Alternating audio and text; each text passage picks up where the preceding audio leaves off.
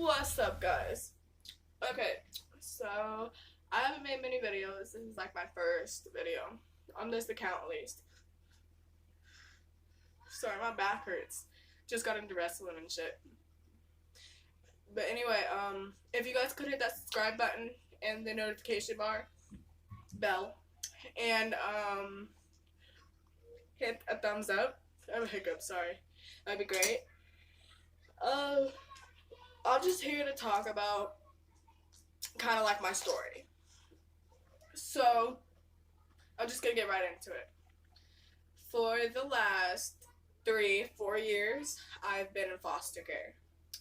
I went in because, like, my family couldn't take care of me. They were doing meth, they were going to jail. Yeah, I went into foster care, and the very first foster home I had was up in Liberal, Kansas.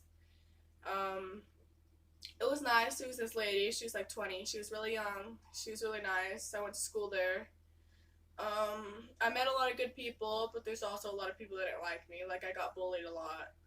And that's what brought my self-esteem down so low, is because I get bullied all the time.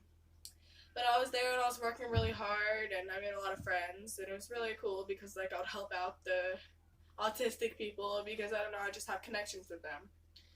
I would work really hard to stay there. I've gotten into fights and stuff. I got ISS, but I was doing better.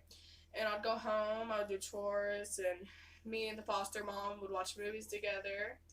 And me and my brother were both placed into foster care at the same time, so we were together, right? So we were together at the foster home, and it was really cool. He had his own room, I had my own room. It was nice. But then she was going to adopt another kid, and so she didn't want him to feel like he was overstepping, so she had to make us leave. So we left and we went to this another foster home that had a baby, and it had like a pig, and like, I don't know, it was old lady. It was up in Quinter. But when I got there was this little baby there. It was so cute. Like, you know, like whenever you see cute babies and you just like want to take pictures of them, like, so cute. I took a bunch of pictures of him, and she was getting so mad at me, the foster mom, for like no reason. I was just taking pictures of the baby. And she took my phone and she called my worker and she kicked me out, but she kept my brother, so me and my brother got split up. But I left there, and that's when everything started going downhill. I went to a PRTF. Well, I went to a PRTF, which is a psychiatric, like, ward place. I don't know, it's just for, like, mental people, I guess, I don't know. But I was there for, like, 6 months, and I was crazy. I would be running, I would run away, I would get into fights, I would cuss at staff, I would punch people. When I didn't get my way, I would argue. There was a red, green, and yellow system. I'd always be on red. It was just bad. It was really bad. I would get into fights with staff, I would mess up the unit, throw stuff around, break stuff. I was just really bad. I was going through a really hard time. And once I got out of there, I went to BCYC, which was Barton County Youth Care up in Great Bend. And Salina was where the PRTF was at. Then I went to Great Bend, and that's called BCYC. And I met a lot of people there. But then I was getting bullied really bad there because people were going to run and they caught it on camera and they thought that I snitched or something. I don't know. I don't even remember. But they thought that I snitched and stuff, and they were trying to beat me up, and this girl said she was going to slit my throat in my sleep, and because I was roommates with her, and I was just really scared myself. I can fight. I'm a very tough person, but I'm scared sometimes. Like, I don't know. It was a whole group of girls that wanted to beat me up. But I've always been looked way older than I am. I've always acted way older than I am. I'm way more mature than what most 13-year-olds.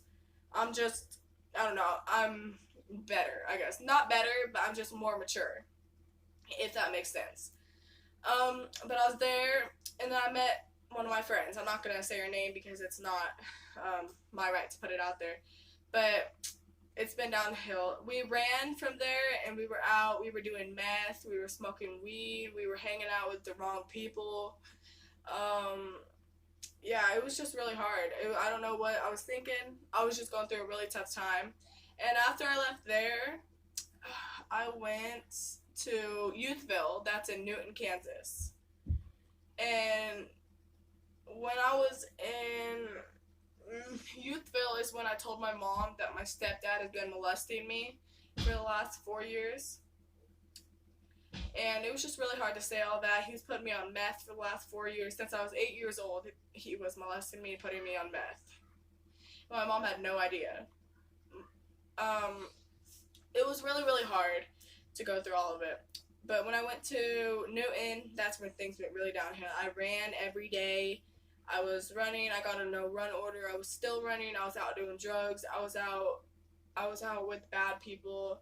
I about got kidnapped. I was raped. I about got sex trafficked. I was just in a really bad spot.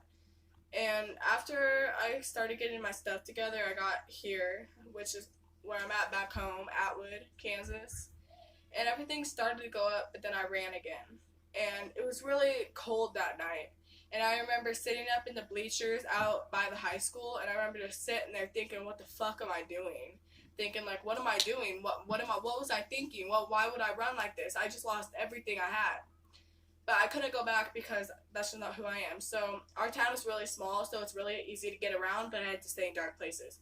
So I ran up to one of my friends' house and used their phone to call one of my friends to come pick me up. They picked me up like 3 hours later, and I was freezing. And I was cutting too. I have a really bad problem with cutting, like all up and down my arms, on my thighs. It gets really bad. I went to a mental hospital for it.